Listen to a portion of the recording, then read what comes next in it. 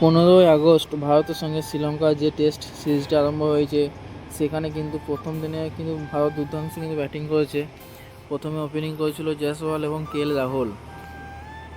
জয়সওয়াল 37 বলে 32 রানের একটা ছোট পারি খেলে কিন্তু রান আউট হয়ে যায় এবং রাহুল কিন্তু দুর্দান্ত খেলছিল। কালকে রাহুল খুবই ভালো ফর্মে ছিল।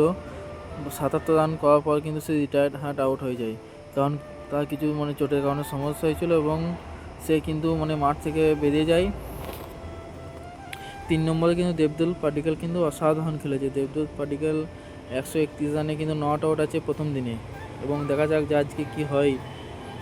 প্রথম টেস্টে স্বাধীনতা দিবসে কিন্তু দেবদুল পাডিক্কল কিন্তু সেঞ্চুরি করে ফেলেছে এবং শুভমন গিল কিন্তু সেরকম ভালো কিন্তু প্রথম দিনে ব্যাট করতে পারে নাই, মাত্র 16 রান করেছে 28টা বল খেলে। এবং ভারতের যে 3 নম্বর পজিশনে যে সমস্যাটা ছিল, বিরাট কোহলি, রোহিত শর্মা, পূজারা, রাহানে, এরা কিন্তু অপশন নেওয়ার পর কিন্তু ভারতের টেস্ট টিমে যে সমস্যাটা ছিল যে 3 নম্বরে কে ভালো ব্যাট করতে পারবে। শুভমন গিল কিন্তু নিজের জায়গাটা ছেড়ে দিয়েছে দেবদুল পাডিক্কলের জন্য। এর ফলে কিন্তু দেবদুল পাডিক্কল কিন্তু এই সুযোগটা কিন্তু খুবই ভালোভাবে ইউজ করতে পেরেছে এবং 131 রানের এমন একটা ইনিংস খেলে ফেলেছে, যেটার ফলে কিন্তু তাকে আর সিলেক্টেডরা কিন্তু যে প্লেইং 11 থেকে কিন্তু সরাতে পারবে না এখন চট করে, কারণ সে কিন্তু খুবই ভালো ফর্মে আছে। এইরকম তার ফর্মে থাকা একটাই কারণ, সেটা হলো যে সে কিন্তু আইপিএলে দুর্দান্ত পারফরমেন্স করে এসছে, ডোমেস্টিকে কিন্তু খুবই ভালো পারফরমেন্স করে এসছে।